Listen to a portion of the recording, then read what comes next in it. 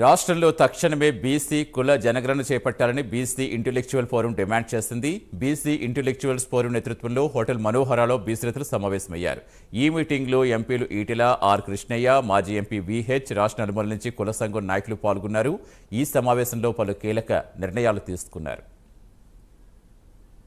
కాన్ఫరెన్స్కి మన ఎమ్మెల్సీ మల్లన్న గారు, అలాగే మన council chairman, vice chairman Prakash garu, MP Etela Rajender గారు, అలానే ఎంపీ కృష్ణయ్య గారు, మరి ఎక్స్ఎంపీ హనుమంతరావు గారు, మళ్ళీ శ్రీనివాస్ గౌడ్ గారు, ఇంకా చాలామంది సీనియర్ లీడర్స్ వచ్చారు.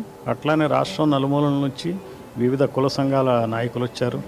OBC students association central university నుంచి కూడా పార్టిసిపేట్ చేశారు. ఈ యూనివర్సిటీ వాళ్ళు వచ్చే ఈ నెల 14వ తేదీ నుంచి వాళ్ళు ఒక ధర్నా కార్యక్రమాన్ని స్టూడెంట్స్ ఆధ్వర్యంలో నిర్వహిస్తారు. అలాగే కుల సంఘాలు కూడా కొన్ని కీలకమైన నిర్ణయాలు తీసుకున్నాయి మన బీసీ ఫోరం నేతృత్వంలో. అవన్నీ త్వరలో ప్రజలకి వెల్లడి చేస్తారు.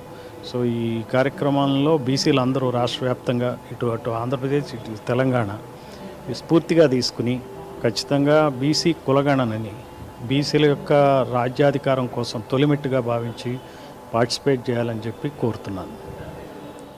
బీసీల సమస్యలు, అదేవిధంగా కేంద్రంలో కానీ రాష్ట్రంలో బీసీల సెన్సస్, క్యాస్ట్ సెన్సస్ ఎట్లా జరగాలి, అదేవిధంగా స్థానిక సంస్థల్లో బీసీల రిజర్వేషన్ ఎట్లా పెంచాలనే దానిపైన ఒక ఇష్టాగోష్ఠి సమావేశం నిర్వహిస్తూ ఉన్నాము.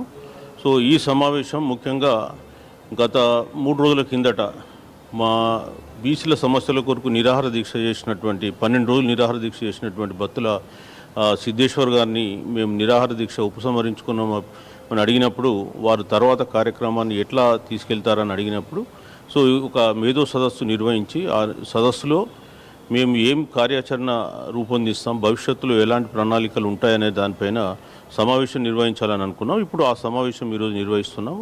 ఈ సమావేశానికి చాలామంది పెద్దలందరూ వచ్చారు. ముఖ్యంగా మనం చూసినట్లయితే ఎంపీ ఈటెల రాజేందర్ గారు వచ్చారు. అదేవిధంగా తీన్మార్ మల్లన్న కాంగ్రెస్ పార్టీ నుంచి ఉన్నారు. హనుమంతరావు గారు వచ్చారు. కృష్ణయ్య గారు రాజ్యసభ సభ్యులు కూడా వచ్చారు. అదేవిధంగా కౌన్సిల్ డిప్యూటీ చైర్మన్ బండ ప్రకాష్ గారు కూడా వచ్చారు. మాజీ మంత్రి శ్రీనివాస్ గౌడ్ గారు వచ్చారు. అదేవిధంగా ఇంటెలెక్చువల్ ఫోరం తరఫున ముఖ్యంగా మా retired DGP, Andhra Pradesh BSP coordinator అయినటువంటి పూర్ణచంద్రరావు గారు, రిటైర్డ్ డీజీపీ ఐపీఎస్ గారు కూడా వచ్చారు. సో వీళ్ళందరూ కూడా తమ సూచనలు ఇస్తున్నారు. ఇంకో మిత్రుడు చొల్లేటి ప్రభాకర్ కూడా ప్రిన్సిపల్ సెక్రటరీగా రిటైర్ అయినారు, వారు కూడా వచ్చారు. సో రకరకాల సెక్షన్స్ నుంచి, బీసీ సెక్షన్స్ నుంచి ఈరోజు ఇన్వైట్ చేయడం జరిగింది. ముఖ్యంగా ఎంబీసీ సెక్షన్స్ పీపుల్ కూడా వచ్చారు, ఉమెన్ రిప్రజెంటేషన్ కూడా ఉంది. సో వీళ్ళందరి వ్యూలు తీసుకున్న తర్వాత మేము ఒక కార్యాచరణ ప్రణాళిక, భవిష్యత్తులో మేము ముందుకు ఎట్లా పోవాలి, బీసీ సమస్యల్ని ఎట్లా ఫోకస్ చేయాలి, బీసీ సమస్యల్ని ఎట్లా సాధించాలని చెప్పేసి ఒక నిర్ణయాలు తీసుకోవడం జరుగుతుంది, తీర్మానాలు కూడా పాస్ చేయడం జరుగుతుంది. మరి ఈరోజు ఇప్పుడంతా కూడా ప్రిపరేటరీ మీటింగ్, ఇదంతా కూడా ఎవరి ఒపీనియన్ వాళ్ళు చెప్తున్నారు. తర్వాత చివరగా నిర్ణయాలు తీసుకున్న తర్వాత మిగతా విషయాలు ప్రకటిస్తాం.